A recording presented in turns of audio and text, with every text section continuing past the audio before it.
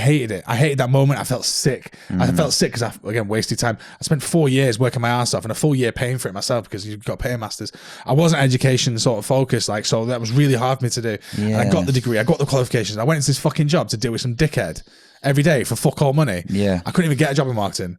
And I think at that point, that's my biggest, for me, the moment when I've gone, fuck everything anyone ever tells, because that's what you get told is the path.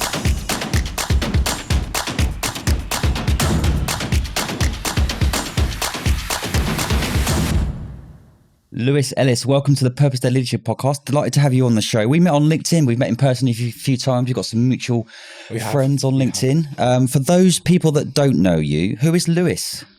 Lewis is, very close to the microphone.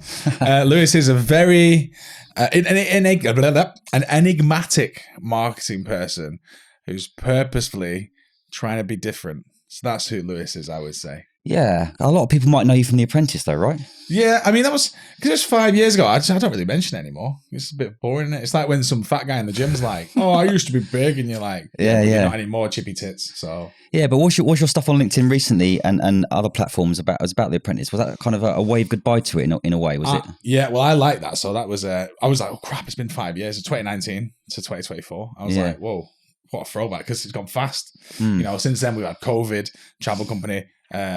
Hustle, all that sort of stuff. So I was like, let's look back and see. Because back then I didn't have a business. I just wanted to start one.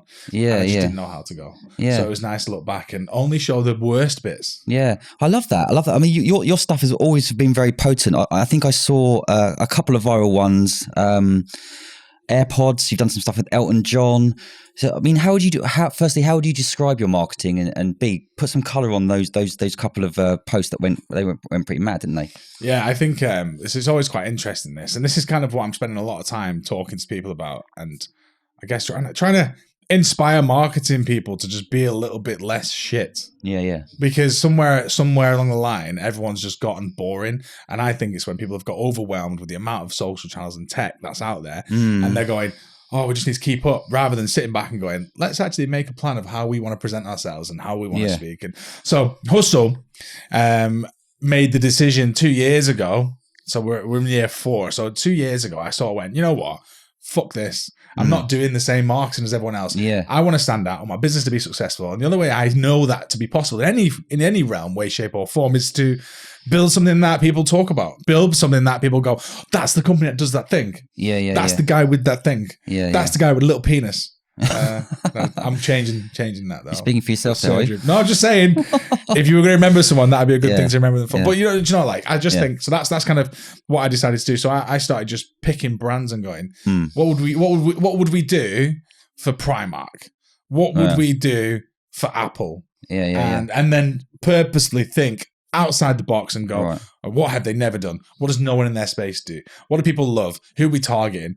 Consumers, customers, people in the street, passing traffic, whatever, and then make a campaign around that. And then in the middle of all that, make some really funny content, because I want to market myself in a way that I just think, no one else is thinking and doing, because I'm in a marketing space. If everyone's creating content and everyone's creative, it's really hard to beat everyone, I guess. Luckily, they're not. They're doing a shit job. Most marketing companies are really poor at marketing themselves. I want to talk more about that, because what you're doing is really clever. It is disruptive. But looking at you on The Apprentice, I probably don't want to mention it, and getting to know you a little bit now, you've got this kind of passion, you've got this insatiable desire to kind of like to not necessarily impress people, but you kind of want to do things differently. Where does all this kind of disruptive kind of, I want to be different, unique thing come from? Probably didn't just get enough tit as a child, right? I think that's where it all stemmed. Yeah. Let's go down memory lane. I'm joking. That's not what it is. That was it. I should bleep that out, right? Let's keep it in. Crap. God, because I'm gonna get psychoanalyzed by an actual psychologist. Go, that's it. He didn't get breastfed. I'm a bottle baby. Right, move on. It's all coming out now. I need to figure out what I'm talking about. Okay, yeah. So, where does the need come from? Actually, it's quite. I would say it's innate in the sense that I sort of was born into this family where we didn't really have anything. We didn't really have any money, and my entire extended family, aunties, uncles, no one really did anything noteworthy. Everyone just sort of was just like NPCs, just getting by in life, and it's not a bad thing. But I just went, I don't want to struggle. I don't want to like have to fight to pay the bills every month. Here I am fighting to pay the bills every month. But the point is, I just went, I want to change my stars, my destiny. So how am I going to do that? Well, the only way I know how to do that is to double down on me, who I am as a person, what I stand for. And my sort of ethos has always been, I don't want to conform. I really try to stay away from it as much as possible. I was saying before to the lady behind the camera, I was like, when I notice everyone starts doing one thing, I purposely will gravitate in another direction because I don't think in life, if you ever want to really achieve something great or noteworthy, I think you really have to think differently, and so it's very easy to fall down the path though of being, mate, we're fucking taught, we got to get the house, the wife, the car, and go to university, get the job, but that's a road to nowhereville. And you're told that what you're doing is wrong, or why haven't you got kids yet? You're 30. Why? You're buying a mortgage for a house and all this sort of stuff, and I'm like, man, I'm fucking trying to find a way to buy an army tank, and I'm learning to fly. And so it's got you where you are today, which is great, but it must have got you in some shit as well, right? Yeah. Well, this is the thing. I just posted about this today, actually. The crazy part about all of this is now I'm 33. Now it seems clever. But between 20 and 33, I was seen as weird. I was told from jobs that I was getting sacked because I just didn't fit in with their mentality and the way they do things. Yeah. I was once sacked for sending koala bear facts every morning at 9 a.m. That was more of a spite thing, though. That was more like a, don't you dare do this. And I was like, watch me fucking do it. So, but the point is, I know it's almost like lashing out when you're younger and going, I refuse, like a teenager, rebelling. But actually, most people at some point, they lose that and they just sort of start to follow the crowd and get told that this is the way we do things. And I genuinely believe that the fear of standing out and sticking out forces many people to sort of conform. Whereas for me, I was looking at people like Richard Branson, even Lord Sugar, even as a pain in the ass, but like they never fucking conformed and they're super successful. Like, you've got every single entrepreneur and business owner I can think of. I'm attracted to business, so I look at that sort of space, but every single one didn't fit in when they were younger, didn't conform, did things their own way, were told it was wrong over and over and over. And one day, so true, their vision came to fruition. So for me, I'm thinking, well, who am I going to fucking copy? HR Susan, because she tells me that the way I'm talking to people in work is wrong and that koala bear facts aren't funny when they are fucking in fact funny. Or am I going to follow the path of the guy whose autobiography I've read and listening to his story and going, well, I just carried on. So I'm just going to keep doing what I'm doing. And if I end up in prison, no one will be surprised anyway. You've been arrested, haven't you? Before? I have, a few times actually. Yeah, go on. But that's a good point. At 14 years old, I got arrested. Yeah. I got arrested for stealing a dumper truck. Now, if you look at it from the outside perspective at that age, you'd be like, this guy is so going to be a criminal. What they failed to see in all this was I planned a heist. I got GTA on game. I was playing it with my friends. I was like, I'd love to do a heist. Right. And then, so I got the guys together. What, in real life? Yeah, right. I got the guys together. I mapped it out. As you do. What's going to be the target? A dumper truck. I found a dumper truck that was near my house. So we figured out how to start it with a bent nail, but actually that never needed to happen because when we got there, the key was in it. So we might have got it if we had to. If there's a problem, the key was in it, so I stole the key. Then I planned out this map and this route, and I got all the kids involved, and we were all stood in every single corner, all the way to the quarry. And the plan was to get it from the building site to the quarry without anyone noticing. So we practiced it one night, driving it around, and then the next night went back to steal it, and immediately drove it on the road and got arrested. As soon as it was just like perfect bad timing. So honestly, the prison thing, I know it's a bit outlandish, but if you did end up in prison, how do you think you cope with that? Oh, I'd be someone's girlfriend immediately. Right. Yeah. Yeah. I'm joking now. But what I mean, I imagine that someone got a game. No, but what I mean by that is you're obviously very confident. You got this brash exterior. But, but what's the real Lewis like? Are you? It's not always the case, is it? Surely. No, annoyingly, it is. I genuinely rein in a lot. I'm definitely ADHD, by the way, but we're not because you can't be a pilot with ADHD, so we're not. We didn't say that. Yeah, the only way, no, it doesn't matter, because the only way to get diagnosed is to say you've got ADHD as a doctor, and they go, okay. Yeah. And so anyway, let's just say I'm very leery all the time, and I always try and find fun things to do. A lot of people will dislike that immediately. Like, why would you like that? Especially if you're the complete opposite type of person. But the main thing is you feel some kind of way about me. I would... and maybe say 90% of people I meet wouldn't get on with it, but 10% love me. Yeah. And actually, I would rather 10% of people love me than 100% of people not care if I existed. Yeah. So I don't try and hide who I am, and I am genuinely lunatic, but not all the time. I definitely go through. That's so commendable because you're not trying to be something you're not. You are who you are, and you're wearing that with fucking pride, right? I spent the entirety of my early career being told that what I do is wrong. I don't fit in. And when you go back to being a child, I was always told I was naughty in school or whatever. I'd get good grades. I knew I wasn't stupid, but I just didn't like being told this is the way things are. And so, and I always thought I was just bad, naughty, going down the wrong path. And I went to work abroad. And actually, when I came across entrepreneurs for the first time, I realized maybe I'm just that way because they think like me, they act like me. They're the sort of people that I was like, shit. Like these guys made money to being themselves. They made money by being creative. And actually, and I genuinely believe that if you are ever going to make a mark in this world or achieve anything you want to achieve, I really think you've got to stop being afraid of what people might think about you or what might happen and just start fucking doing it. Was this taught by how are you parented? What was all that like? Are you kind of do you believe this because you're your own way, or did someone teach you this kind of level of kind of I don't give a fuckness? No, I was probably chased around the house with a wooden spoon many a time. That's how I was parented. Like, oh, right, really? Yeah, not in a bad way. Just like right. if I'm taught, I was like 6 foot as a kid, so mum had to hit me with something. But like I was sort of taught that you can do anything, you can be anything. She always said that. Apart from the army, she said never go in the army because then you're a number on someone's sheet and they don't care about you. And then I tried to join the army anyway. But that was only recently. But you know, I was always told you can do anything, you can be anything. Don't go for it. So I was taught that I want to be a solicitor when I get older. So okay. She was like, go and figure it out. So I went to the solicitors when I was like 13 years old, and I walked in there. I said, can I hang out with you guys for a day and learn what you do? Yeah. And so they let me go drive around with them, went to court with them, and I was like, never in my fucking life would I do this job. They all looked well sad. But I was always taught that you want to go and do something, go and do it, go and figure it out. And then past that point, in terms of the not giving a fuck, actually for a long time, I was always quite loud. I was quite sad by the fact that, you know, let's go back to when I was in school. I was seen as naughty.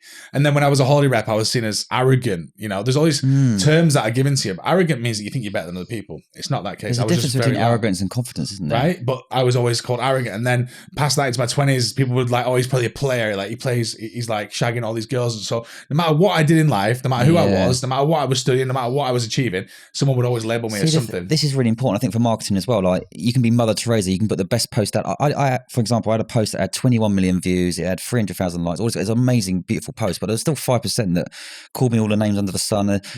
So you, whatever you do, you could be this brash, confident person. Some people like it, some people hate it. You can be really timid. I think what we're saying here is you just got to be your fucking self, right? No matter what you can't do, please everyone. No matter what you do, someone will hate you.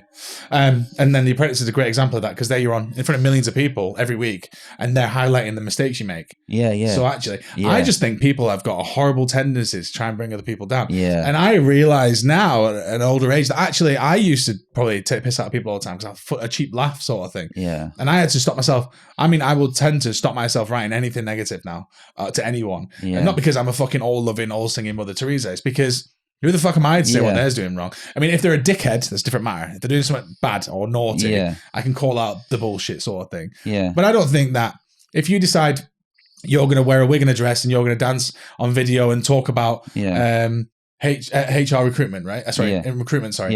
Yeah. Who might say that the way you're doing that is wrong? Because if you get views and you attract all these controversial comments, you'll go more viral, more people will see it. And actually, when more people see something, and say 10% of people love what you're doing, 90% don't, the 90% will feed the algorithm. More of those 10% will see you. So, you know, if you don't stand for something, if you don't do anything noteworthy, if you don't put yourself out there and just be yourself and go, this is who I want to be. And this sounds really cheesy and fucking hippie and everyone talks about it. And there's boring bastards on like LinkedIn and TikTok will be like, just be yourself. I'm not talking about that sort of shit. I'm talking about just be whoever you are. I'm talking about don't have a fucking phone voice. Just answer the phone as yourself. You know, don't worry about showing tattoos in the workplace or what you're going to wear to work. Worry about doing a fucking great job of what you're doing. I don't know, man. I just think to myself, do I want to talk the talk or am I going to walk the walk? And I think in my life, I'm just going to fucking walk the walk. And I couldn't give two flying fucks if you like me or not. How has this affected your relationships with girls, with your family, with friends? This is quite sad, actually. So my family, I really have nothing in common with them anymore. True, genuinely. I go around the house and it's a bit awkward. I don't know if anyone feels like this. Right. I mean, I try and do the family stuff and I always feel like, now I feel like a proper outsider. I see. Because I've got nothing in common with them. And I saw this thing, it was like, if a lion meets a like if a fish or something like metal, if a lion could talk English, you still wouldn't be able to understand each other because your reference points would be so far apart. Sure. Wouldn't make any sense. I understand what you mean. We would call it a rock. He would call it I don't know, it's a male lion. Yeah. Not assuming the lion's gender, but like he might call it his ass scratching post, and we wouldn't know what the fuck he's talking about, but it's a rock. Yeah. And I think the same thing applies to my immediate family now, where our reference points are so far apart. Yeah. My mum will go, "How's work?" And I'm like, "It's good," and she's like, "Cool," because that's the extent of it. Because she's never worked she never built a business, doesn't understand. I mean, I'm sure my sisters think I'm rich. I'm not. Right. Like, they don't understand that money you get goes back into the business, all that sort of stuff. Yeah, so, of course. In a way, I feel like a bit of an outsider there. Friends, same thing, to be honest. Really, I've actually pushed away a lot of my friends but on purpose.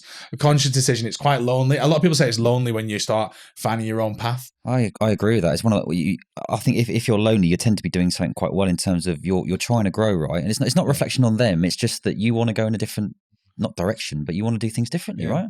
Well, like my brother, for example, his entire year group at school all still hang out every weekend with their girlfriends. They go to the same pubs. Same things. Yeah, so how is any of them growing? Yeah, and I'm not shitting on them because I kind of get a bit jealous. I'd love to have a nice little life like that. Yeah. Go out with your friends on the weekend or whatever, and you go to these little charity matches or whatever they do. Yeah. That looks lovely. But how can they all be growing? Because surely as one grows, they will move away in a natural different direction because there'll be in different social circles. They'll start talking about different things. They'll have different ethos beliefs because the only way that is possible is if they all have the same ethos and beliefs that they had in high school. And I'm definitely not the person I was in high school. No. What's the difference between you then and now then, would you say? I would say then I was lost in the sense that I had no direction and no purpose. Okay. I just knew that I didn't want the same as everyone else. And that's not a direction. That's just a feeling, right? And with that feeling comes complete randomness. Like, like Syria. You mentioned Syria. Yeah. I don't know if you mentioned it, but you mentioned it before the podcast. Yeah. BTS now for you. Yeah. No, but that's a perfect example. Syria. At this point, I was studying marketing. Didn't really know I wanted to start my own marketing agency. Didn't really know much about marketing. I just knew that I wanted to play with the idea of creating content. So I'm working abroad in summer, and I went, there was this talk. There's all this talk about how close Syria is to Ayia Napa, and at the time, ISIS was a big thing. Yeah. And then it's all like, I don't know why people. It's like a fear thing. So tourists would arrive and resort and be like, we're quite close to Syria. We're fucking miles away. It's like from here. It's like the distance from here to Germany. Or something. But the point is, it seemed close because on a map it looks close. Yeah. So I was like, wouldn't it be funny if we pretended that we just got on a boat party, drunk, and then we just woke up in Syria? And that was that was the idea. Concept was, we're going to pretend we've gone to Syria. How are we going to pretend that? Let's pretend we got drunk, went on a boat party, booze cruise, and we woke up and we were in Syria, and then we couldn't get back, and we text our friends and turn our phones off and ha. And the resort, we find it funny. Right. So that's kind of what the concept was. You used a holiday rip or something, wasn't you, at this point? Right, okay. So it was like a stupid joke between a group of workers. Yeah. Anyway, so we did it, and we told everyone what happened and the joke, and we all hid for a day, so no one had seen us around the resort, and all three, me and two other lads, and that was the idea. And we drank alcohol in the apartment, just got smashed, and had a great party, whatever, and we just hid till the next day. Yeah. Anyway, next day we wake up, and he's fucking world news. Serious? Well, yeah, 3 British drunk people in Ayia Napa wake up in a war zone. It was from this was when fake news was rife as well. So it was kind of a bit of a fuck you to the papers because they love to write a negative story about Brits on holiday. Of course, yeah. But anyway, that side is we were like, oh shit, like. You get serious shit for that. Yeah, I've got like 30 phone calls. My mum, right? She's like, I ring her back. She's like, you just been on the BBC News on TV. Yeah, your fucking face. Like, it's like it literally is like Britons wake up in a war zone. I know it sounds silly now, but they went for it hook, line, and stinker, and it was in every newspaper. Wow, it was every shit newspaper. So then we were like, what do we do now? We were like, well, the papers, we don't like them because they're always writing negative stories about workers. Let's play with them. So we just doubled down. I told my mum it wasn't there. And then we started telling them the story of how it happened. It was a story about this boat party, and we were dolphin watching, and then we went across the water, and then the Russian military picked us up. Yeah. And then we ended up in a Russian military base because we Googled it, and there was one in Tartus, which is closest point to Ayia Napa. Anyway, then the Russian press contacted us, asked us how we're being treated. So we just bullshitting everyone. And what was quite funny at the time, don't forget, we're probably still drunk from the night before, but what was quite funny at the time, it turned into like a really serious news story. And then when it came out as a joke, it was even worse. Yeah. Because every paper that had wrote the story, the competitor would take the piss out of them. So it was like, it was just madness. Yeah. We even had the military come down to the resort. But one of these guys was just to find out what the story was. Yeah. They'd come from a base apparently, and then it was mad. Madness. So the purpose of doing that what was the purpose of doing that? Exactly. What was the purpose? No direction. Really? Creativity. Yeah, you're right. Press stunt, PR stunt. Yeah. Didn't know what it was called at the time. Yeah. Studying marketing, so I wanted to play with content creation. Yeah. Didn't really document it. Right. No direction. All the idea, no idea. All the gear, no idea. I guess like the element was there to create a great story, but there's no purpose to it. It wasn't driven to anything.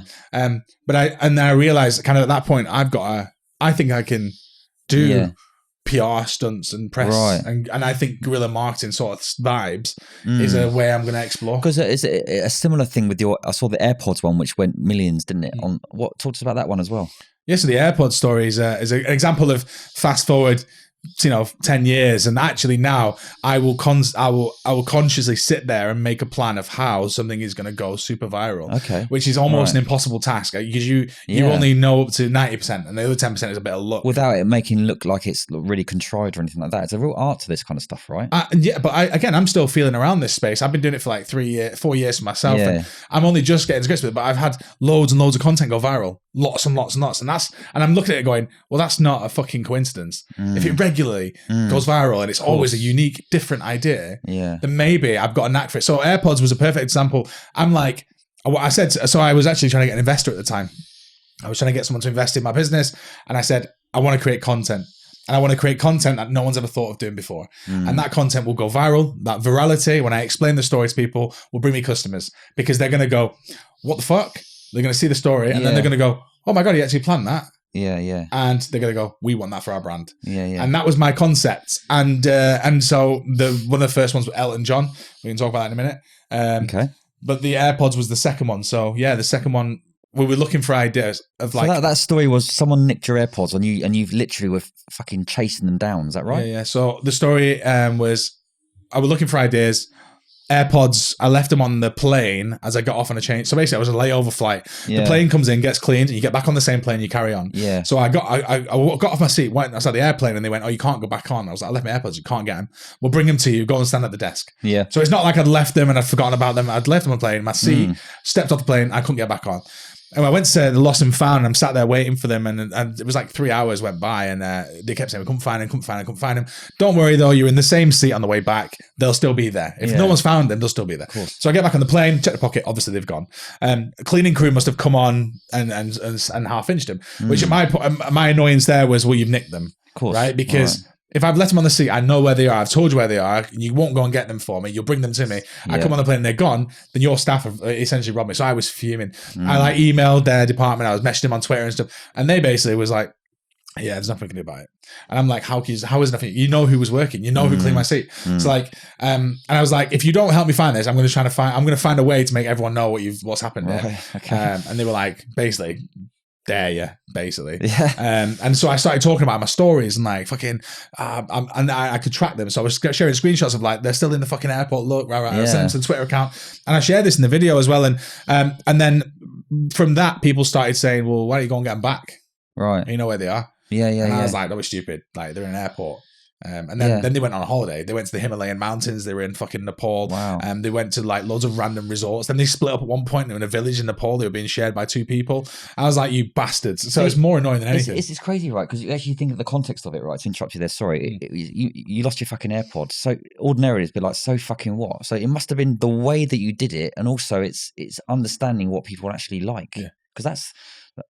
I think someone else doing that, they wouldn't have got as far as you. Maybe it was how you delivered it, your personality. What do you think? I think it was a silly story that had no real reason. No, and I think people love silliness. I also think that people who are naturally trolls who like to negative comment, gives them, it's a breeding ground for them, because they're like, well, why don't you just fucking buy a new pair? Yeah, genius. Yeah. Fucking idiot. Like, or why didn't I don't know, like, why fly there, or why waste money? Why not give the money to charity? Yeah, my fucking money, to charity. Why? Like, you know, so I was just thinking, I thought of it like a holiday. I was like, right, I can either go on holiday this summer or I can go and fucking do a treasure hunt, chase them down. Nice. So I grabbed my videographer, booked 2 seats on a plane to Qatar. But this is when they came back to Qatar.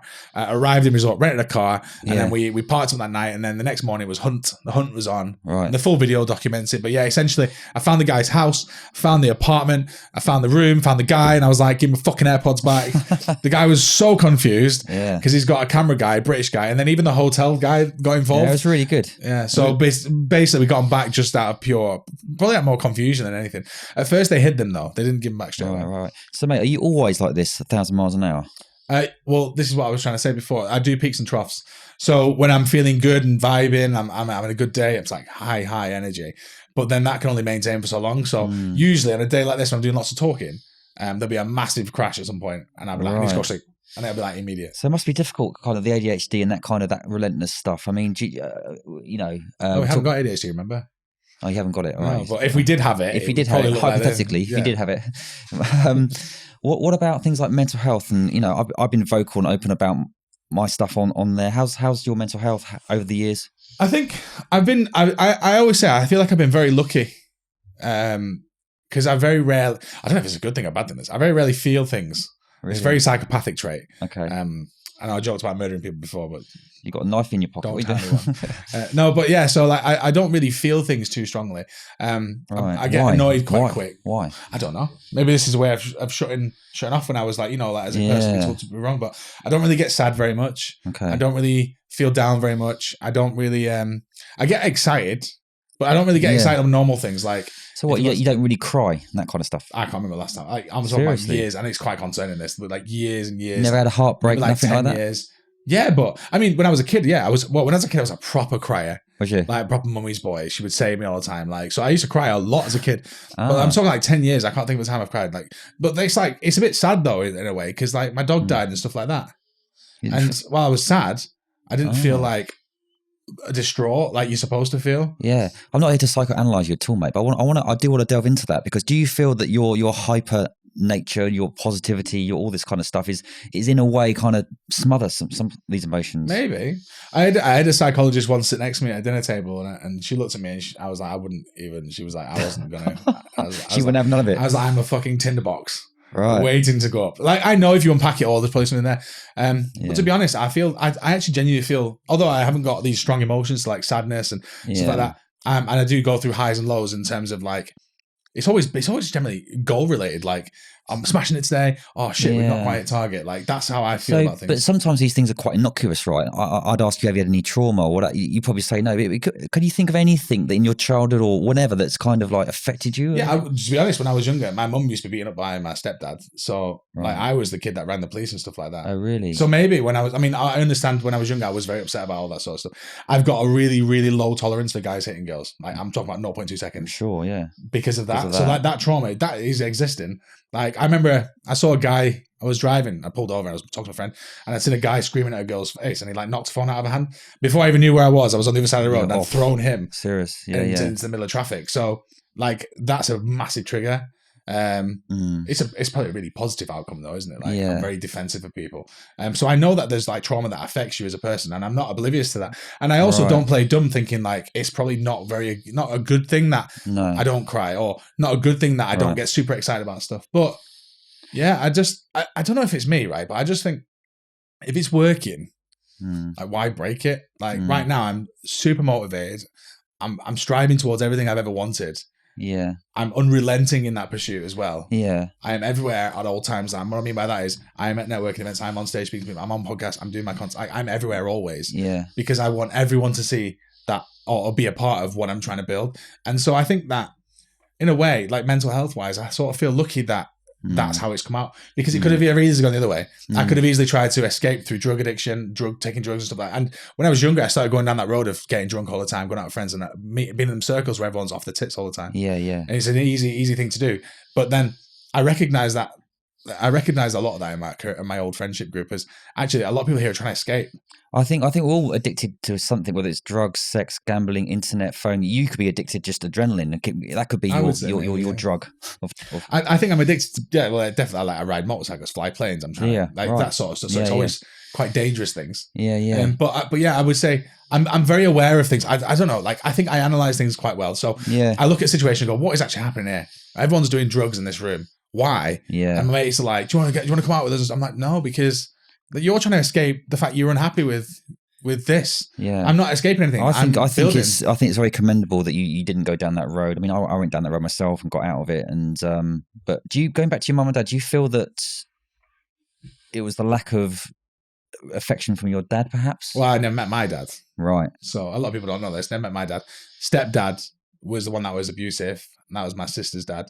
Okay. So talk to us about both of those dads then. I don't know who mine is. What he just But again, this could be quite an ignorant thing as well. But I've just gone, oh well, fuck him. Like I have no interest. I'll relate to this, mate, because my mum abandoned me when I was 2. She just fucked off. Yeah. So was your dad even around at all? No, I don't. Right. No recollection whatsoever in my life. Okay, sorry to hear that. So yeah, but again, that it's not. I think right. There are so many things that have happened in my childhood and life where I could go, I'm a victim, and because of that, this is the way I am. But I don't know. I feel like that's the easy answer. Yeah. So but don't get me wrong, like, I'm 33 now. When I was 21, I was getting pissed and apple all the time. I was constantly in some sort of fucking orgy of some sort. As you would, yeah. Yeah, like, and it could be because I was young. Details? But it was me and 20 guys now. but it could be because I was trying to escape and stuff like that. And I used to run away. Like I'd been in a relationship and I'd be like on a plane the next day and then I'd never say goodbye. Like that sort of stuff. Right. Okay. So I was constantly running from something. And it was only, and it sounds crazy, but it was when I met entrepreneurs in a ski resort that were fucking wadded and they had these snotty-nosed little kids crying about not having another Cartier watch from Swiss airport. Yeah. I was like, I want snotty-nosed little rich kids one day. What the fuck do you do? And they sort of sat me down and was like, well, what do you do? And I'm like, well, I wasn't at a uni this time. I'd been running around. So with the dad not being around, my normal reaction to my mum not being around is like, you can't miss something you never had. I think that's the same with you. You're taking that approach. But I did track her down. So I think I think no matter what you think or say, you probably do agree that has affected you. But also your stepdad, you said, was... Yeah, so he was abusive to my mum. Right. And I was the oldest one in the house, so I would always see it. And I remember, so one of my earliest recollections of that is remembering calling the police and having the police come to the house because mum was being beaten up, which is quite a rough thing for any kid, right? How old are you at this point? I don't know, like maybe 8, 7. Fucking hell, that's and my brother is like 2.5 years younger, so he'd have been like 5, 6. No way. And my littlest sisters were babies. So like one of my earliest recollections is of that. And I look back on it now and I'm like, for a long time, I was like really sad about it. Then I was very angry about it. And now I'm just like, I don't know. I feel like now I'm just a bit nonplussed, as in like, it happens, you move past it. And I'd love to give you a really emotional story about how I learned to deal with it, but I didn't, to be honest. I think that was and I think as well, that may be a big reason why I am so much like, don't fucking tell me that's the way things are done, because it's not. Got you. So as a child, it's just the way life is. It's not the way life is. There you go. And so, I don't really talk about it though, because dwelling on, and like with you, right? Yeah. My dad was never around, so what can you miss? And I could track him down. I know for a fact I could. But I actually think it's important for the audience to see this side of Lewis, because you're it's not for me to say, but I think it's very, a bit of vulnerability is good. I think so. I think it's important to talk about. For me, I just like with you mentioned The Apprentice, I try not to dwell on things, because if it's in the past, it's in the past, and I genuinely I'm always looking ahead. But I am fully aware that there's probably all this shit. It's probably the reason why I'm like the way I am. So what would you say to your stepdad and your dad if you met them again? Oh, stepdad, I'll put a bat around his head. Seriously? Still, but actually, would you though? Yeah. Would you I fully would. Yeah. No, all right, okay. I have no qualms about that. Okay. I don't think you should ever hit women, and I think anyone that does get the fuck kicked out of them. Yeah. I think so. That's a very strong opinion on that. Yeah. I don't give a shit how old they are either. So, like, obviously he's an old guy now, but like, I'm not angry about it. But if I saw him, I'd be angry. Do you know what I mean? I don't know. It's a really strong feeling. And then dad wise, I have no interest. I know it sounds sad. I wish I had, but fair play. Yeah, I don't have a thing I want to say or anything I'd want to find out. I just couldn't give a fuck.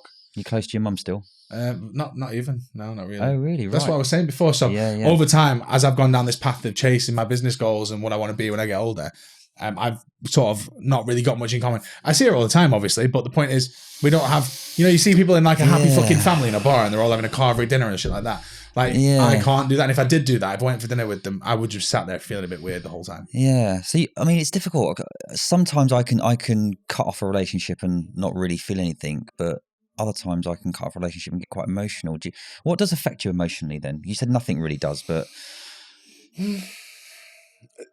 I think the only thing that really consistently and constantly I have massive emotional reactions to is in my own journey and goals. I know it sounds really like I'm not saying this for the fucking sake of the camera, but like, so for example, if I personally, like if I've gone out and got drunk, right? Yeah. My friends, and because of that, I've missed a meeting, and that meeting could have been a client.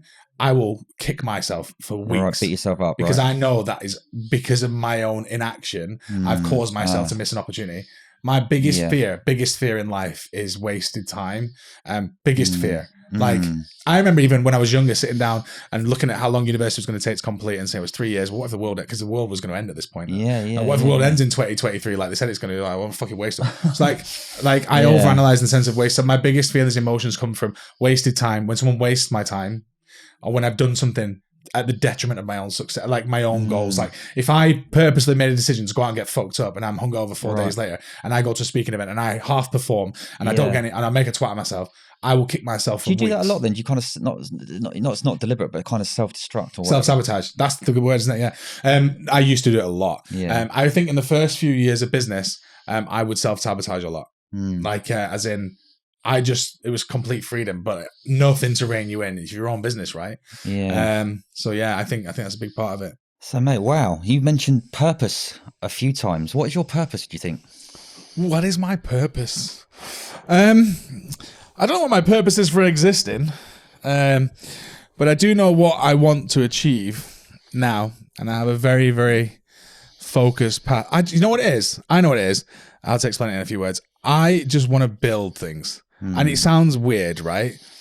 But I'm from a background where my entire family worked for other people, have been fired, lost jobs, and everyone's sort of just been treated a bit shit in life. So my idea was, if I build things, you can't ever take that away. Right. It's mine. I built it, and then I would build the next thing, and then next thing. I have a list in my book. Sorry, in my notes of every business that I want to start. And every single one of them is as wild as you would imagine, and as different as you could think, and it's completely never been done before. And I'm like, why has no one done these things? And 9 times out of 10, it's because it's just they always do things this way. So for me, I want to build unique, eccentric, exciting, fun things, and I couldn't give. And I know people think the money obviously is a side benefit because then I don't have to worry about that. But I have no idea. I have no vision to buying a Lamborghini, buying a mansion. Actually, I couldn't give a fuck. I just want to build stuff. Right. I want to build stuff, and no one will be able to tell me that I can't. Okay. You mentioned money there. We're going to go back onto money in a minute, but you also mentioned that no one can ever take things away from you. What's been taken away from you or your family then? I think when I was younger, like working in a career, so for myself, like I was always, you'd apply for a job, you'd work for someone, they'd treat you like shit, and then they'd sort of hold the job over your head, and you'd have to either do what they say or lose your job, and you couldn't pay, so you're at their mercy, and I just didn't like that, and I've only worked in a couple of roles where it wasn't like that, which is quite scary. And it seems like, for me, I don't like someone having that hold over me. I want to be able to do. If I want to run, for example, if I want to run down the street naked right now, you probably would by knowing you. But the point is, my brand would deflect that. You go, oh, it's just Lewis doing hustle things. Like, if I ran down the street naked and I was working for Co-op Bank in their marketing department, you bet I'd probably be in a disciplinary tomorrow morning. You'd right? think so, mate. Yeah, and that's the difference. If I want to do something, is it aligned with me and my values and my ethos? If so, I want to be able to do that.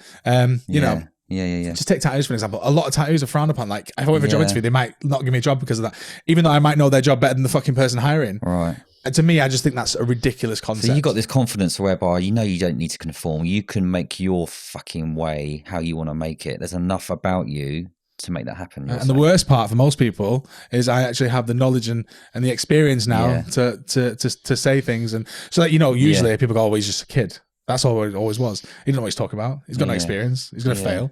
Actually, I've been doing it for 12 fucking years, bitch. I know you don't give a fuck, but what do you think people think of you, about you? I think some people will understand where I'm coming from, because I think a lot of people feel the way I do. A lot. I think a lot more than everyone would care to admit.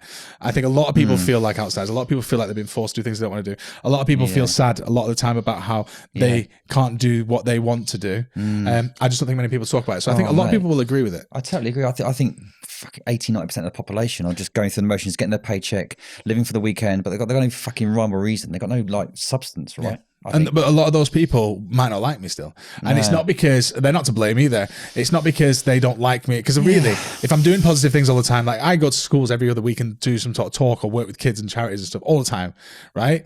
They don't do that sort of stuff. So I know I'm doing good things, positive things, karma. I mean, this morning I left my drive and the builder was sat there in the sunshine and his job was direct traffic today. Went to the shop, got myself a vape, came back, gave him a bag of sweets. There you go, mate. Have a good day. So I'm always trying to do good things. So I know that you can't hate me because of the way I am, because I'm not doing anything bad or wrong. Yeah. I'm just not conforming. So the only reason you would dislike that is if you personally are in a position where you want to do something different deep down and you just go, well, you can't do that. You can't do that. I can't do that. You can't do that. And I think that's where the dislike comes from. People going, why can he do that and I can't? Yeah. Why can he go on stage and say fuck and I can't? Do you know what I mean? And I think that's a big thing. And I don't think I've met any successful entrepreneurs that have had everyone like them at first. No, or seen any. No, I agree with you. So you're 33, mate. Wish I was 33. Bloody hell. Are you in your prime, I'd say? I feel fucking 83. Do you? I've started waking up with injuries. Why? I just wake up with a new injury. Like I've got a bruise. Where the fuck has that come from? In my sleep. Getting too much alcohol or something? What? No, I stopped drinking. You stopped drinking? Oh, I hate this being on camera. So I have stopped drinking, but I'm not non-drinker. Okay, what I mean by that is if I want to have a fucking beer, don't give me shit. The amount of times I go, I'll stop drinking and I'll have a beer and they go, thought you were drinking. So I've stopped. Pretty much, like as in, if I want to get pissed, I'll get pissed. Yeah. It's like smoking, right? I quit smoking. Yeah. But if you say I'm not allowed to do it, I'm gonna want to do it. Right. So I just say I'm stop drinking, and if I want to have a beer, I'll have a beer. Yeah. What about relationships, though, mate? Have you had serious relationships, engaged, married, anything? No, not engaged or married. I've had serious relationships, of course I have. I find that over time. So I only seem to thrive in relationships where I'm pushing. So. Right, I know this is going to sound really sad now, but I talk like about business, what I want to achieve, goals, books, every single day, every single moment, all the time. Right. And that is fucking annoying to someone who's not on that same wavelength, right? So I only seem to vibe with people who I always liken it like it's like living in a startup house. You know, in the old days, right? In tech days, they all go and live in California and they all sit together. And that's what my life is like all the time. Right. So I'm a very annoying person to be around unless you're that way inclined. Yeah. You would also probably say I'm a very fucking boring person because that's all I do and talk about. So for me, relationships have to be. It has to be someone doing the same thing. Seriously, right? And the best types of relationships I've been in is when I've got an idea. I was quite ashamed. I've had this idea. What about if? And they go, yeah, I had this idea too. And you both sit there like dickheads, just talking on landing, like no one getting ready for work because we've had these ideas. Write it down. Cool. You should launch it like this. What about this name? And I said to the guy on the phone, then I've got this idea for a brand. I'm not saying the name because it's a good name. Yeah. But yeah, so that I only thrive in those situations, in those environments. Because I used to, I'll be of the opinion, right? I'm happily married, happily divorced now. I got divorced 4 years ago. I was married for 7 years. I've never met a guy who's not happily divorced. Well, I know it's funny that that's a whole nother subject, I think. But I've done loads of work on myself and kind of been single and been dating and been enjoying it. And I've always said you don't need anyone to make you happy, right? But I'm kind of changing that now. I kind of think that in order to get really self-actualized, I think it's good to share your life. What's your view on that kind of stuff? I think it's you definitely, so like you think of hierarchy of needs, right? Yeah. I mean, what's the basic needs? Food, shelter, warmth, comfort, rah. And I think being around something, it's like if I haven't got my family so a lot of people have families. I don't really have that network there, support network. I mean, they're all there. I could tell them stuff, but it would feel awkward. I haven't got the friendship group of people to. Yeah. I've got friends I get drunk with. I've got friends I go out with. I've got all these different networks of people I can hang out with. Yeah. But no one I'd really ever sit there and talk about business dreams, goals, what's making me sad this month, what I'm worried about financially, etc. So I think you do need someone to share stuff with, and all the time. Well, for me, I do, because if I didn't have that, I wouldn't. Yeah. I feel like I'd probably go insane because it'll be in your head. So I think you need someone to share the journey. And I think I lean on the entrepreneur thing, I guess. I read a lot of autobiographies and they always seem to have had a wife who picks up the back end of stuff and like makes sure their life runs properly so they can do what they want to do. Agree, but I don't think I want someone like that. I want someone who's just as fucking mental.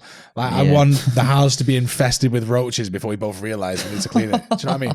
Because I want someone that driven. And what's amazing now, more so than ever, is I'm seeing so many more people just going for it. This all happened because of COVID for me. That was the straw that broke the camel's back. Cool. Yeah, like I'd never started a business. I always wanted to. I always spoke about it. I read all the books. I studied the fucking business at uni. Day one and 21 years old, I said I want to be a business owner. Yeah. But I never actually did it. Yeah. But then when COVID came and took away that safety blanket of there is no job anymore. Go and figure it out. But I also think as well, you don't need fucking 5,000 friends either. I've lost best friends in my life, and kind of like I've got lots of good friends, I think, but I just think people come and go, and that's part of life, right? Well, I said right back at the beginning, my brother's friendship group, they're all best mates.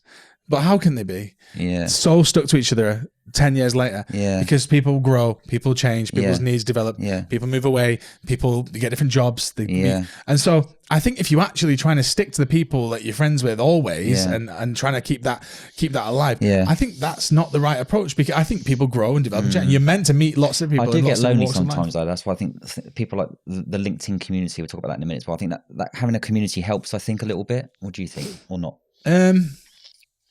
I think, so for me, I actually treat LinkedIn a bit like it's cathartic. I sort of just say things. Yeah. And if I didn't say them on there, I would say it out loud. So for me, there's never really any, I was sat there trying to make a strategy today and I haven't got one. I know that. So for me, it's very, I have genuinely met a lot of people that are on LinkedIn and connected like yourself and in passing and stuff and I try to bring people together at events. So for me, that is a nice place to hang out. I actually quite like LinkedIn. I don't really vibe with Instagram. I like TikTok for creativity, but still quite negative. But I think LinkedIn's one where I actually like the people that are commenting. I care a lot about who they are and what they do. Yeah. And I might not comment on their shit, but I look at all their stuff, just see what they're up to. So I think that's a nice network and it's a great way of connecting people. But I also heavily believe that life shouldn't be lived through a screen. No, I agree. I'm a marketing person, so I spend a lot of time on a screen. So like, I don't know about you, but like I'll try to put myself in situations where I can meet people. I was going to say, what do you do aside from the work that you're really passionate about? People are going to think I'm so sad off this. I literally just work.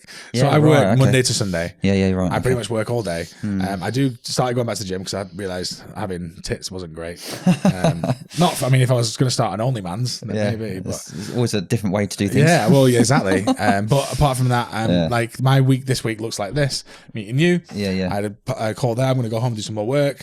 Tomorrow I'm doing a talk. And then this weekend I've got work planned. I'm so boring. Next week I'm at an event talking. I've got a school visit. I've got a college visit. So a lot. So what do you look for in people, in clients, in friendships? What would attract you to the right people in your life? I just like exciting people. Right. And people who are like, I'm naturally drawn to someone who's doing something differently. So like, there'll be people who maybe see this and they'll know that I talk to them regularly. Never met them. Yeah, right. But I only talk to them because I'm like, I like what you stand for. I like your life. I like seeing people. I think I just like seeing people have the ability to do stuff. And now it's seen like a normal thing, right? You just go off and start a business and do your own thing and build a brand and build a personal brand. But actually, one of my very first posts on Instagram was this huge manifesto. Like people probably thought I was going to be a school shooter or something. But it was this post that I was like, fucking not doing this anymore. Not doing this. It was like 2016, 2015. Right. I'd left work and I wrote this. I wrote in my notes, I screenshot and I posted on Instagram. And I did it publicly because I wanted everyone to see that I wasn't fucking doing it the same way as everyone else. I'm not getting a job just to retire and die. I'm not going to fucking just have kids because you tell me I'm supposed to do this. I'm not. Fuck you. Basically. And I posted on LinkedIn and Instagram and it sits there today. Back then, people took the piss out of that massively. Who's this guy think he is? And I posted on Instagram and I had no followers, but I still fucking, I was like, fuck everyone. Do you think, I don't think you're ever going to change that approach to life. You're like, you're just non-conformist. That's it. I said that on that post. I'm not pretending anymore. I'm not pretending. I'm done pretending. I'm done with telephone voices. I'm done with being told you can't wear. I fucking, that day that happened, I remember shutting my laptop at 5 to 5 to go and wash my mug. And my boss came over and said, we work till 5.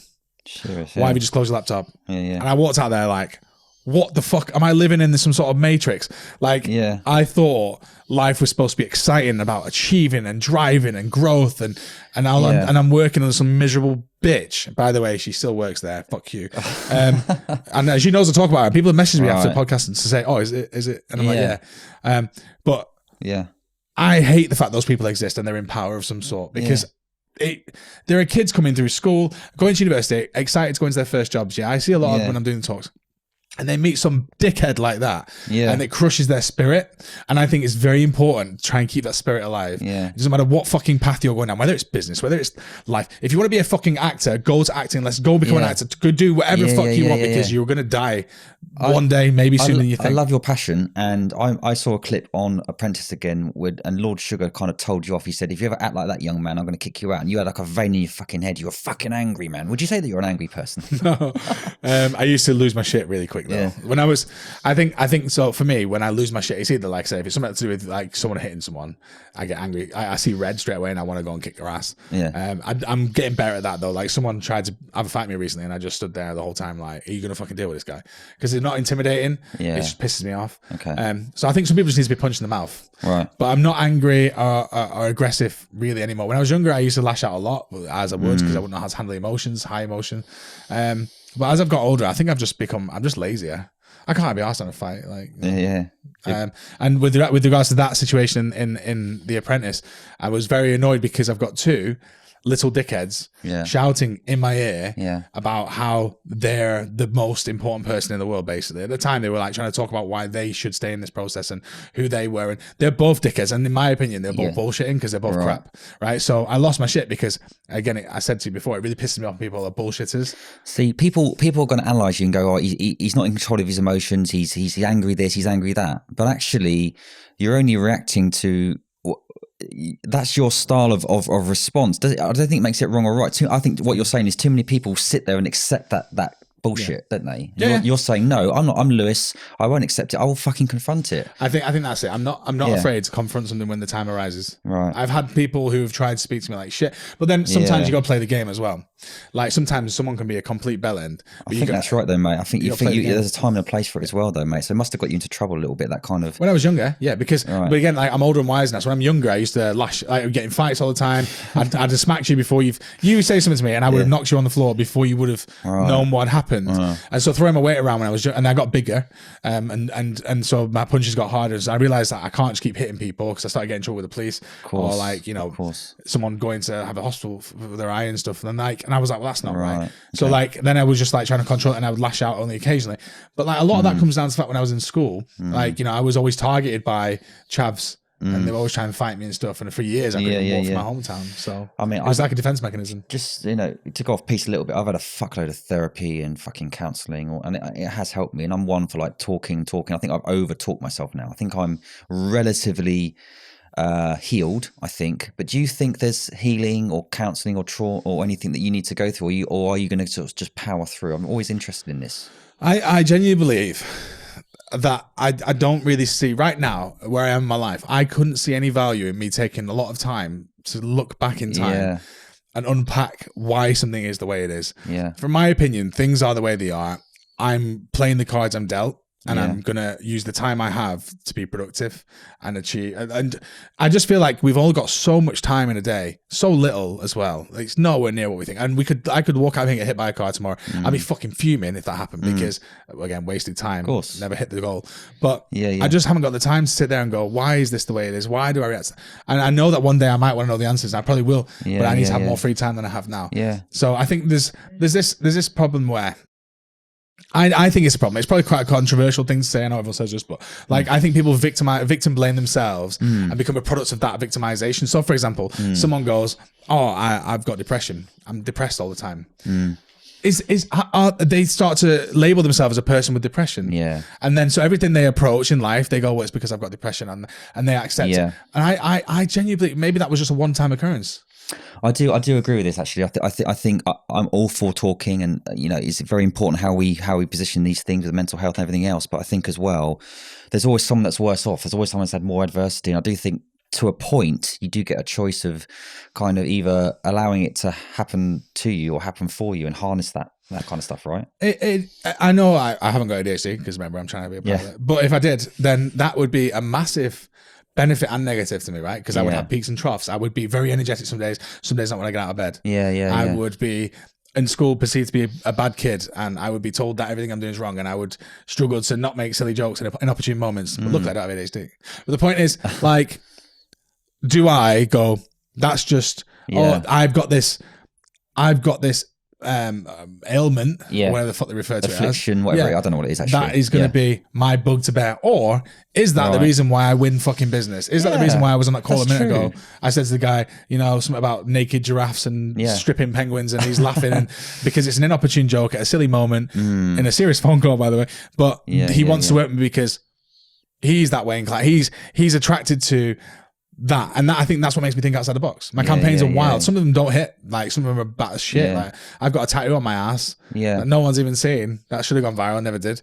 I think all the stuff that's happened to you, you're dealing with it in the way that you're positive, you're energetic, you're trying to help people, you're being yourself, you know, and who's anyone else to criticize that, I think. True. And I'll be honest, the only time I ever really feel like low energy and low now is if it's if I've drank fucking poison beer. It fucks you up. Like, as in, if I've got a night out, I never thought any problems of it. I was been a holiday rep. But now the only time I really feel low, really feel like I'm failing, is if I'm recovering from a night out, or if that's when you do actually get depressed, I think, right? Yeah, the chemicals in your brain, because as a person without ADHD, your brain crashes because it goes super high, and then it has to come down. I'm the same. I used to be able to drink. I hardly drink now, because if I had more than two, I do get that doom and gloom. Do you know what I mean? It's honestly poison. It's not great, is it? And don't get me wrong, I love getting pissed. I love getting pissed up as the next guy. Being honest, but I just think, is it worth sacrificing my goals? So we're kind of coming towards the end, mate. It's been fascinating. We should talk more. Honestly, what's scarred you the most, and what scares you the most?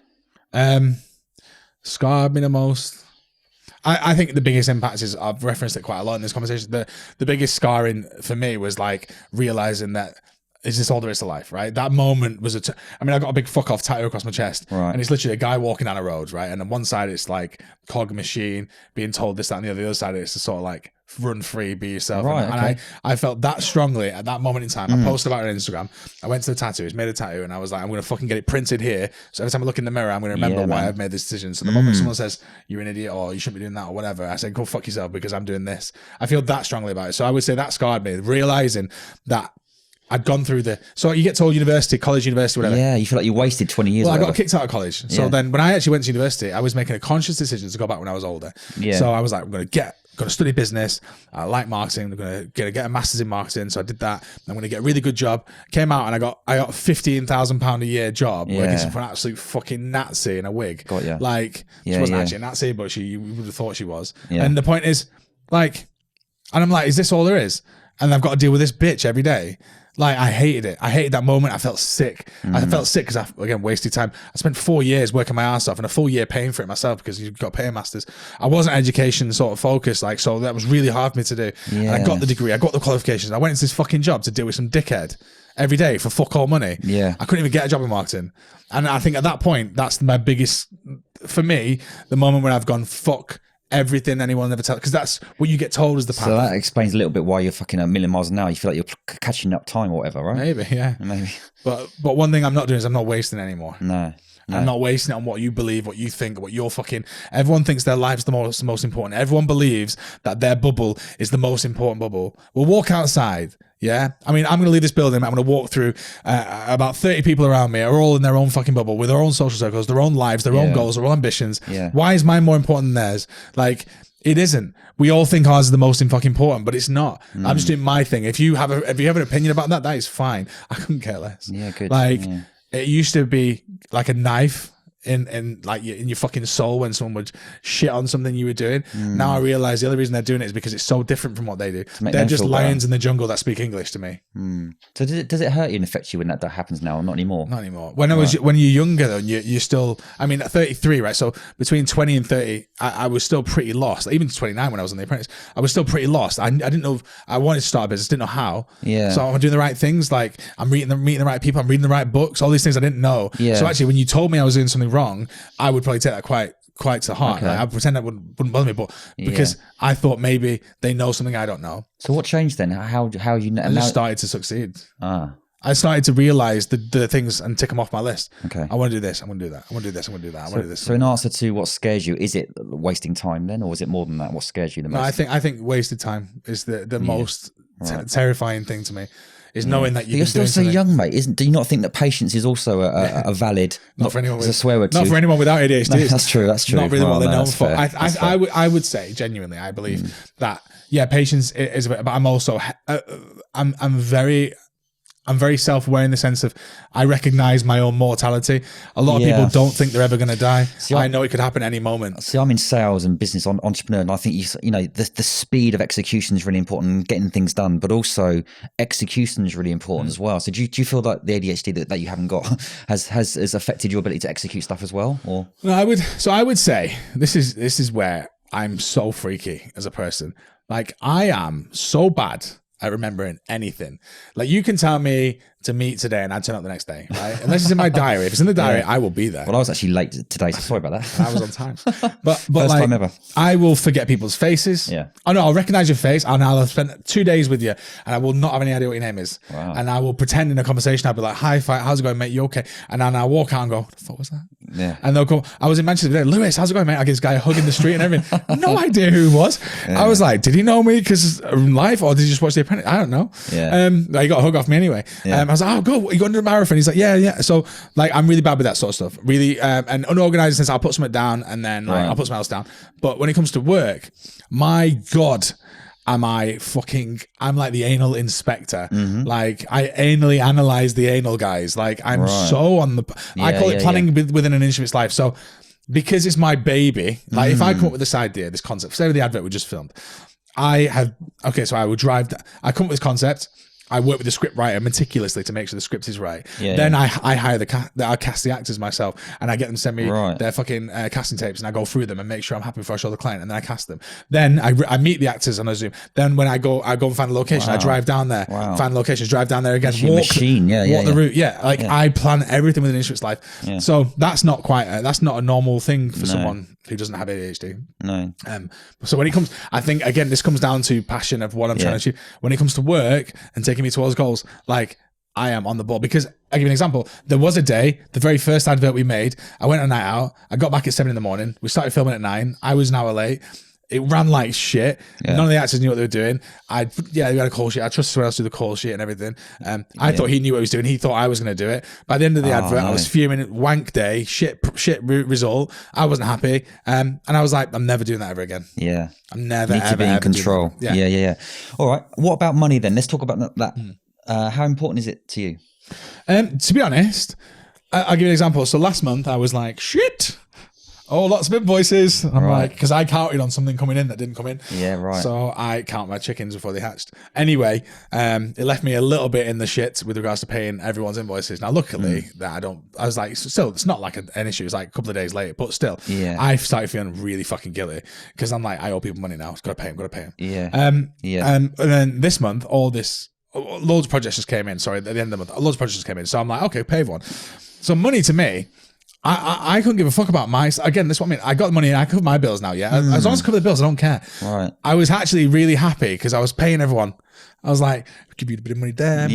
And I know it's a silly thing, but like, I was happy that I feel proud that I'm able to come up with an idea in my head, price it, charge someone for it, and then hire people and help them live. So you're not interested in having cars, houses, all this sort of, you're more interested in actually doing a good thing, a good service. Not necessarily. No, like I want to build stuff, right? So like I still want to. Every year I buy a motorcycle just for the summer. As you do, right? Yeah, nice. I like to ride in the summer because it's hot. Yeah. And what sort of bike? Anything. Right now I got my eyes on this. I think it's a Ducati something. Nice. Okay. But I like to ride bike anyway. So like I like to have money to be able to do little things. But I never want to go like I'm going to go to Orlando for 2 weeks. Like, I don't want to do holidays. I don't care about holidays. I don't care about having a really nice car, like a really expensive one, like a fucking Defender or whatever, like $100,000. Yeah. I think it's cool, but that's not what I want to spend my money on. Okay. I do want to buy like fucking assets, like an advertising vehicle, and I want to buy. I'm learning to fly a plane, so like I need some more cash in to just. Why do you want to do that then? Is that why? Because pilots don't. That's amazing. Okay, here's a story. Go on. So when I was younger, I went to a pilot meetup thing. It was like learn to be a pilot. Come to our exhibition thing. Yeah. And so I went there, and it was very similar to what your 997 course things guys do. They do like here's an example of what we do, and it's only $95,000, and I'm like, what the fuck? I thought I came with some advice, and the advice is I need to find $95,000. Like, there's no old rich man's willies that I can suck fast enough to get $95,000 together at like 17, 18. So I was just like, okay, how am I gonna do this? I put my hand up and I was like, excuse me, I'm 17. Yeah. think when it grows on trees? And the guy's like, oh, sorry, mate. No, what you need to do, what most of our students do, is very obvious, like really serious, is what most of our students do is, and their parents just remortgage their house. And I was like, oh, there you go. Why didn't you say that sooner? What the fuck? Like my mum rents, and he was like, oh, it's not for you. I don't think like this probably isn't for you. Yeah. And so that moment, like 17, 18, I was like, you know, the sort of fuck you penny drops, and I was like, okay, it's not for me. Not for me. It's not for me. I walked out and going, it's not for me, not for me. So, and you know what I mean? And I sort of, that was kind of like, okay, fuck you, dickhead. Yeah. So how am I going to get 100 grand? And so, okay, this is where the idea of starting a business came from, was that guy saying it's not for you. I didn't know what I wanted to do. Couldn't be a pilot apparently because it's not for me, because I'm not a rich boy, little rich bitch. No offense to any pilots that are rich bitches, but you had it easy. So I was like, I'm going to start a business one day, and that's how I'm going to get the 100 grand, because that's how you make money in it. So there's things like that that spur you on basically. When you're told no, you go, you fucking yes, right? But that's a fucker though, isn't it? Like imagine telling a 17-year-old kid, oh, your parents aren't rich. Well, it's probably not for you. What sort of fucking wank advice is that? Like all the advice he could have given could have been like, you know, you go and get, maybe save up, do modular, like do bit by bit, or start a business, and maybe you can start putting it to the business. I don't know, just not fucking, it's not for you, because that's rough. And this is what I mean. There are too many cunts. Oh, I said it. It's all right, you said it. There are too many people out there that don't recognize the impact of their negative shit mindset. Especially on young people, which is why so there's a really big passion project of mine is I tend to speak at a school or a college or a university at least once, twice a month. In the last few weeks it's been every single week, because it's so important that they meet someone like me who's gone, oh yeah, no, I got told I couldn't do that, so I did it. I mean, I met a girl who wanted to be a pilot the other day. Did you? And I was like, I'm learning. She was like, fuck off. So on that point, in closing then, mate, there's two questions here. What advice would you give 17-year-old Lewis, and what advice would you give a 17-year-old breaking into life, LinkedIn, business, whatever? I was going to share the advice that the 17-year-old Lewis actually got from his old boss, works abroad. He's like, Lewis, you can try and have sex with every girl in the world and you're never going to manage it. And I was like, I'm going to try. But that's not the advice I would give myself. That was advice I was given. Didn't help. Yeah. Obviously, you can tell what I was up to at 17. I think for me, the biggest piece of advice is probably just go for it. Like I always say to the kids in school, if you want to do something. So when I wanted to be a pilot, I was like, it's not for you. And I left there with no idea how to become a pilot. And it wasn't until I was 26 years old.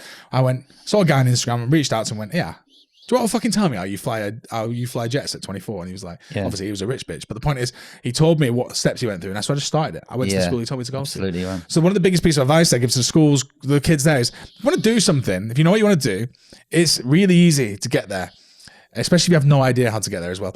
All you have to do is find someone who is already doing it. And you ask them questions or you emulate their steps. And it's very easy if they're very, very big, popular people. It's very easy to get their information, autobiographies, whatever. If they're just an average Joe who's a fucking managing director of a bank, he'll probably sit down and have a coffee with you because no one wants to talk to him. Like, genuinely. So surround yourself with the right people. If you want to be a Kim Kardashian wannabe, then, it's probably going to be on Instagram, but it's not a really good fucking goal, is it? Like, but you can find people who are smashing all walks of life. And 9 times out of 10, they'll be happy to have a coffee with you. I always take, on our adverts, I get a lot of emails from university students saying, can I do work experience for you? And I'm like, well, I have no monies. But then whenever I get a chance, I will take them with me. So I'll pay them obviously for the day, but I'll take them with me. So it doesn't matter if you get any experience. And so that's been happening a lot. And I've just got a Google review came through before and it was like, best day ever. And she said when she was there, she was like, I want to be like you when I'm older. I was like, you need to raise that bar, girl. Like, you need to really start fucking looking at her. But what she meant was, she wants to be the person running her own company, and then she's done everything that was there. And I do feel proud in those moments. So the fact she said it to me was like, nice. Man. And she'd reached out to me and asked if she could follow me. And that's the advice I tell them all. So that's happened after a college talk. She emailed me and said, you told me to do this. And I'm like, oh, fuck, now I've got to do it. Mate, absolutely pleasure having you on the show. I love your openness and a bit of vulnerability as well. It's good to have you on. Thanks for coming on, mate. You know more than anyone now. There we go. So does the audience. Yeah. Thanks, mate. The Purpose-Led Leadership Podcast is sponsored by Orca Pay Group. We've chosen to partner with Orca Pay Group because they are an umbrella and payroll company that leads with trust and transparency. They cultivate enduring partnerships with sustainable growth. They aspire to live in a world where umbrella and payroll companies are trusted, where confidence is earned and transparency is essential. They operate as strategic partners for growth. They are pioneers of exceptional service, and they put their recruitment agency partners and their contractor experience at the heart of everything they do.